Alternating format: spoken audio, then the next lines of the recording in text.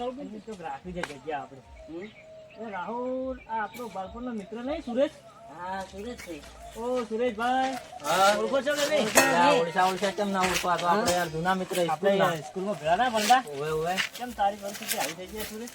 કોઈ ના એવું કોઈ નહીં. આ તો અમારું ઘર છે ને, એટલે જોડે અમારી જમીન છે અને અહીંયા વાવે છે અમારા મોટો ભાઈ બે. અને આ તો ખાલી અમારે ડેરીએ દૂધ ભરાવા ટુકડું જવાનું હોય છે કે નહીં, એટલે અમે હેડતા હેડીએ છીએ. તારી હાલત બહુ ખરાબ નથી થઈ હાલમાં તો? ના એવું કોઈ નહીં. આ તો અમે જોડે જ દૂધ ભરાવે છે કે નહીં. અમે આ જો જમીન કેટલી રાખી છે યાર. એમ હા અમારી કંપની છે. ના એવું અમારે કોઈ નહીં. અમે સુખી પરિવારથી જ છે, પણ હોય અમારે જોડે ડેરી છે કે નહીં, એટલે હું એમાં હેડતો દૂધ ભરાવા દઉં. તો અમારી થોડી જગ્યા આ કેવી છે? સારી છે? સારી જ છે હોય જગ્યા. કેટલે રાખવાની છે? આ જગ્યા રાખવાની. એમ તો લેહડો આજ તો કરો હમણાં. તારું ઘર કેટલે આવ્યો છે? અમારા ઘર હોય જોડે જ ઝાડો હડો જ આપણે ઝાડો.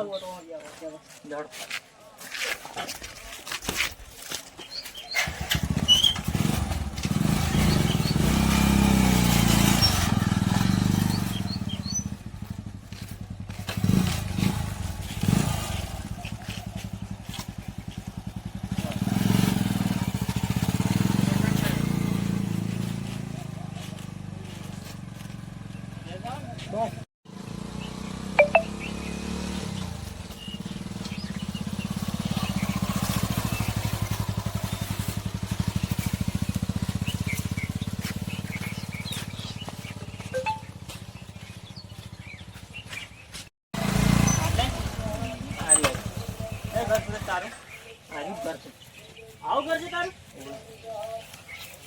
તારું એનું ઘર કેવું છે? વધી અમારો તબેલો સારો છે. નડો આબુ નહીં કે ના, તારું ઘર જોઈને જ અમારો વિશ્વાસ ઉઠી ગયો.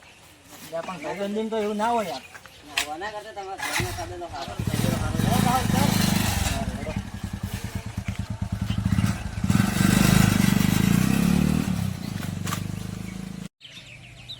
પેલો ગરીબ આવે છે આ બાજુ. ઓય સુરેશ, ઓય સુરેશ, કેમ બોલતા નહીં ભાઈ? એ દિવસે તારી મજાક કરી ખોટું લાગ્યું તો શું? ના એવું કોઈ નથી. ના તને ખોટું લાગ્યું એવું લાગે થોડું. ના કોઈ એવું નહીં લાગે. એવું છે? ચાલ હેડ અમે આ તારા ઘરે આવો. હેડ ચાલ બાઈકમાં દઈ જા. આવી સ્ટાર્ટ કર બાઈક. બાઈક સારું નહીં થતું પણ બગડી એવું લાગે. બગડ્યું છે તો તું બાઈક અમુક કરીને આવ. ચાલ અમે એને સુરેશના ઘરે જવું બરાબર?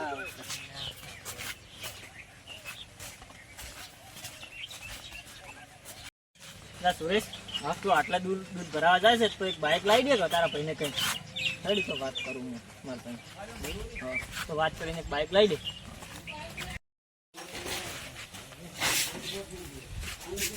શું કરો મોટા ભાઈ? ખેતરમાં બેવું પડી દે બગાડો લાઈન અમે કરી મેલું. મારે એક વાત કરવી હતી તમને. બોલો. તો આપણે વેલા દૂધ ભરાવા મારે હેઠું જવું પડે ને, એટલે બધું ટાઈમ હાથવા તો નહીં. બાઈક લાવી દીધું તો આપણે આજે મને ખબર હતી કે તારે બાપા પડે તારે બાપા પડે ડેરી આપણે લોબેન થઈ બેરા બેન ડેરી લોબેન થી લેડે આવી તારા સ્પેશિયલ બાઈક લાવી આ રીતે ચાલી બાઈક લાવી દીધું તમે? લાવી દીધું યાર. જો હડો મારે હવે હેઠું તો આવવું નહીં પડે ને, ટાઈમ બધો હાથવા આવે.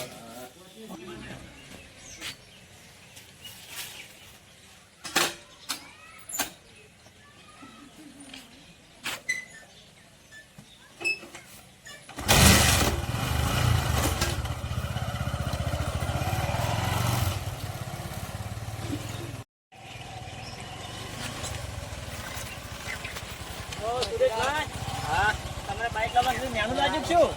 ના બસ વળી લાવી દીધું બાઈક.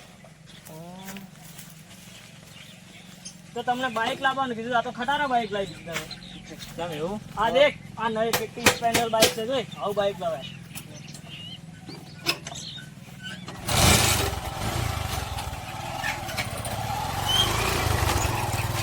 આ શેઠ 60-70 વીઘા તો જમીન હતી ખરા પણ એ ઊનની સિઝન ફેલ ગઈ છે. એ સારું ઓ મહેમાન વધારો ઓળખાણ ના પડી. અમે તમારા ભાઈ સુરેશ નહીં, એમના મિત્ર છે. 60-70 વીઘા જમીન તમારે છે? હા છે ને. શું ભાવ ચાલે જમીનના? અમારે ભાવ તો અમે ખેડૂત થઈ જમીનનો ભાવ અમે ના કરીએ કદી. એવું છે? હા જય માતાજી. રાહુલ, આ સુરતની તો આપણા કરતા ઘણા અમીર છે. આવી ખરી જેવી જિંદગી જીવે છે. એ વિચાર કરું છું ને તાર. ચાલ હવે આપણે કોક કરવું પડશે એના માટે. જમીન તો પડાવી જ પડશે. એવું છે? ચાલ હવે આપણે આગળ કોક કરીએ. કોક વિચારવું પડશે આપણે. એટલે સુરજ છે 2-4 દિવસથી દેખાતો નહીં. ખબર નહીં કોઈ એમ ઘરમાં જા. ચલો હળો જતા હોય ઘરે ઓટો મારતા હોય કોઈ પ્લાનિંગ કરો.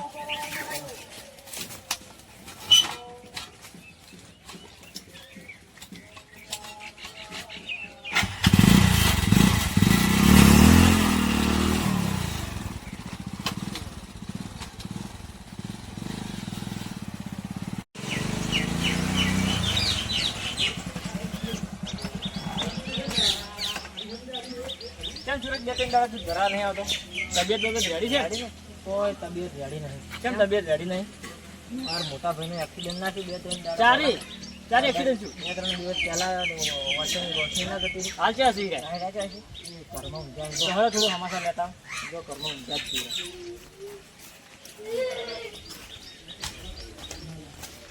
કેમ છો મોટા ભાઈ? મજામાં છો? ક્યારે છે તમારે એક્સિડન્ટ? આ અમે જૂના દિવસે જમણ લેવા ગયા તો બાઇક પલટી થઈ ગઈ. એવું છે? આમ બીજું રેડી છે? ઓટો બોટો લઈને નહીં દેખાતું? નહીં દેખાતું? હા બહુ આરામ કરો. સુરેશ તું ચિંતા ન જ કર, તારા મોટા ભાઈની રોશની પાછી આવી જાય. હા અને તારા જમીન કેટલા વીઘા છે? 50 વીઘા છે અમારે. 50 વીઘા છે ને, તો એટલે 20 વીઘા ઉપર સરકારની એક જાહેરાત છે, એની લોન મળે છે. અને લોન લઈ અને તારા ભાઈને આપણે સાજો કરી નાખીએ. હા પણ એક શરત છે, હા તારા ભાઈ પાસે સહી કરાવવી પડશે કાગળે. હા તો કરાવી દઈએ. રેડી? ચલો આવજો. હા જય માતાજી.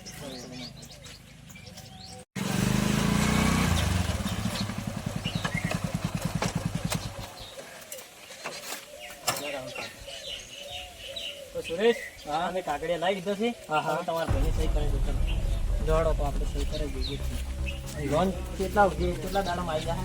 બસ 2 દિવસમાં તમે સહી કરશો એટલે 2-3 દિવસમાં લોન આવી જાય. એવું એમ? હા, તો મારા મોટા ભાઈની વસ્તુ પાસે આવી જાય. હા મોટા ભાઈ, વાત તો હણો. તમારે ઓપરેશન કરાવવાનું છે ને, એની સહી કરો એટલે તમારી રોશની પાછી આવી જાય. બરાબર?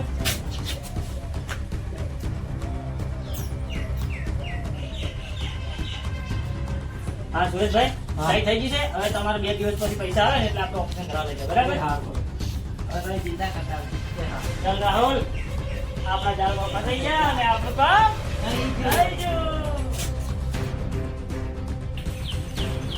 અને સુરેશ, હા તારા મોટા ભાઈનો ઓફર કમ્પ્લીટ થઈ ગઈ?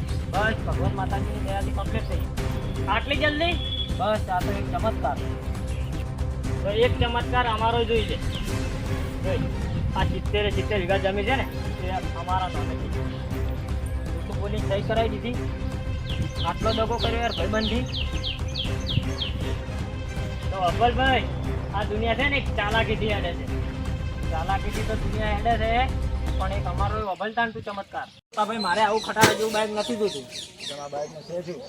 ના, મારા ભાઈબંધ જોડે 9 પેટી બાઇક છે ને મારે આવું ખટારા જેવું બાઇક ના જોવે. એટલે આ ભાઈબંધોના વાત ના લેવાના હોય. આ 2 ભાઈબંધો મને એકે ગમતા નથી. એ તો હારા જ છે. તમે એમ કરો પૈસા બધે જોર આવે છે એટલે. ભલે તારે 2 ભાઈબંધોને તારે જાણવાથી તો હું કોઈ એટલું કર. શું કરું કહો?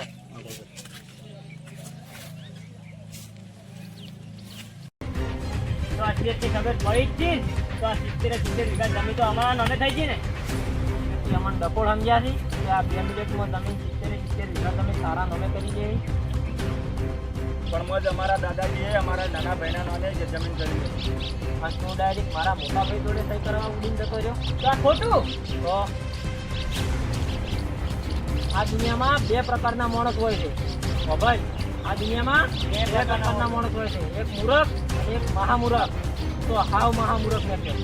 આ જમીન છે ને આ મહિના નોલેજ હતી અને હવે તો ત્યાં કાગળે કાઢી નાખી. ઓ ભાઈ, ઓમાય, તારા 138 અને તારા 420 ચેતક સિંધીના ટીકમાં તું લાંબા સમય સુધી અંદર જાય. અને અભાલ એક વાત બીજી, જે પહેલા તું ઘેર પહોંચે ને એ પહેલા તો તારા ઘેર પોલીસ આવી ગઈ.